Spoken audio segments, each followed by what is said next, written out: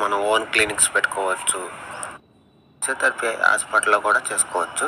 Job వెళ్ళొచ్చు జాబ్కి. అక్కడ ఎక్కువ జాబ్స్ ఉన్నాయి. డిఫెన్స్లో కూడా జాబ్స్ ఉంటాయి, ట్రైనింగ్స్ ఉంటాయి, వాటిలో కూడా జాబ్స్ ఉంటాయి అన్నమాట. ప్లస్ కూడా జాబ్ ఉంటుందన్నమాట. అలాగే ఎడ్యుకేషన్ ఇన్స్టిట్యూషన్లో కూడా జాబ్స్ ఉంటాయి, అలా కూడా జాబ్ దొరికిద్ది అనమాట. కంపెనీస్లో కూడా జాబ్స్ వస్తాయి అన్నమాట. ఏంటంటే ఫిజియోథెరపీ ఎక్విప్మెంట్స్ ఉంటాయి కదా, ఆ కంపెనీలో జాబ్స్ ఉంటాయి అన్నమాట. ఆర్థోపెటిక్ డిపార్ట్మెంట్లో కూడా ఉంటాయి అన్నమాట జాబ్స్.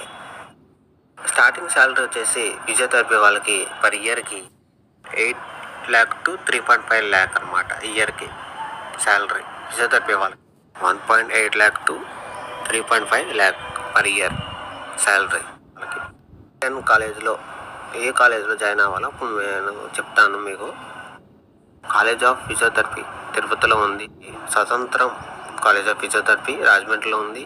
మూడోది SIMS college of physiotherapy Guntur. నాలుగోది వచ్చేసి కస్తూరి ఆఫ్ ఫిజియోథెరపీ కాలేజ్ అనంతపురంలో ఉంది.